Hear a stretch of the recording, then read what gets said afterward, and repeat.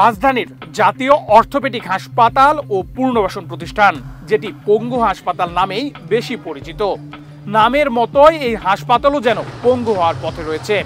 নানা সমস্যায় জর্জরিত হাসপাতালটি জরুরি চিকিৎসা সামগ্রীর সংকট, নষ্ট যন্ত্রপাতি আর জনবল ঘাটতির মাঝে প্রতিদিন হাজারো রোগী ভিড় করেন এখানে।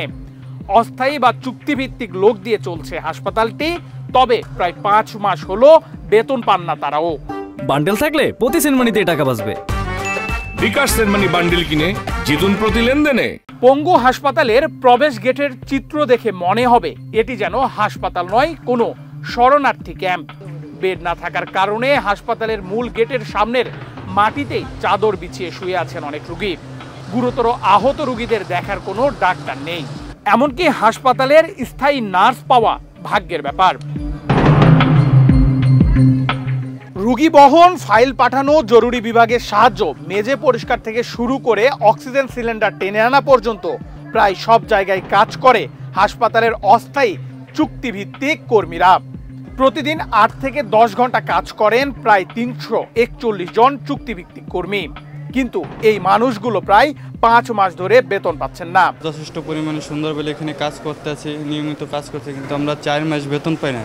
এতে আমাদের অনেক সমস্যা হয়, কারণ বাড়িওয়ালা যখন বাসা ভাড়া তারা তো আমার বেতন টাকাই থাকে না। স্যালারি পাচ্ছি না, আজকে 4 মাস যে 5 মাসে পড়ছে আর কি। এটা সুনির্দিষ্ট কোনো আসলে জিনিস আমাদের জানা নাই যে আমরা কেন পাচ্ছি না বা কোথায় এটা ত্রুটি। বর্তমানে হাসপাতালের আউটসোর্সিং কর্মীদের বকেয়া বেতন না দিয়েই বাদ দেওয়ার জন্য একটি পরিকল্পনা বাস্তবায়ন করতে চাইছে হাসপাতাল কর্তৃপক্ষ। এ নিয়ে আউটসোর্সিং কর্মীদের মাঝে খুব বিরাজ করছে। 5 মাস ধরে আমাকে বেতন দিতে আসে না, ঘর ভাড়ালয়ের সমস্যার মধ্যে আছে, বাড়িওয়ালায় আমাকে বার করে দিছে, চলাফেরাটা খুবই কষ্ট হয়ে যাচ্ছে। আমাকে ডাইরেক্টর আমার দুঃখটা বুঝে না। বাড়িওয়ালারা ঘর ভাড়ার লেগে বার করে দেয়, মানে কি করবো কোন 2 মাস দিছি হালত করে টাকার লাগে আর আগারাই করতেছে, দিতে পারতেছি না। বলছে কিছু রাখবে আর কিছু মনে করেন বাদ দিবে। সম্প্রতি পাওনা বেতন ও চাকরি স্থায়ীকরণের দাবিতে মানববন্ধন করে এসব আউটসোর্সিং কর্মীরা।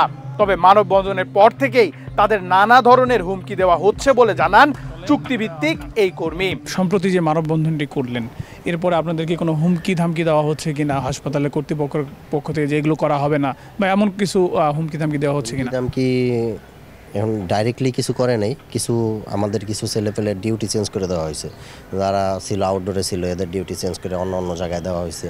যারা ছিল মানববন্ধনে এর ভিতরে কিছু লোকের চিহ্নিত করে এরা চেঞ্জ করতেছে আর কি। এইসবই আর কি, ডিউটি চেঞ্জ নিয়ে একটু ঝামেলা করতেছে।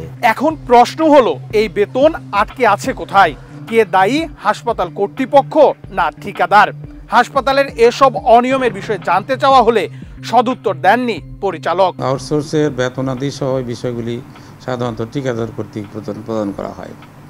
এখানে ঠিকাদারি যে প্রক্রিয়াটি আছে, পূর্বতন ঠিকাদাররা যারা ছিল এই আউটসোর্সিংয়ের, তারা সরাসরি ফ্যাসিস্টের সাথে জড়িত। তারপরেও সরকারি যে নির্দেশনা মোতাবেক 2 বার এক্সটেনশন করা হয়েছিল। এখন বর্তমানে এদের যে বেতন ঠিকাদারদের মধ্যে হয় সেই বিষয়টা এখনও প্রক্রিয়াধীন আছে। বিষয়টি প্রক্রিয়াধীন সম্পন্ন হওয়ার পর তখন তাদেরকে যথাযোগ্য পাওনা দেওয়া হবে। আউটসোর্সিং এর মাধ্যমে নিয়োজিত যেসব কর্মীদের দ্রুত বেতন ব্যবস্থা করে তাদের কাজের স্বীকৃতি দিয়ে যথাযথ পূর্ণ ব্যবস্থাপনা নিশ্চিত করার আহ্বান জানিয়েছেন অস্থায়ী কর্মীরা।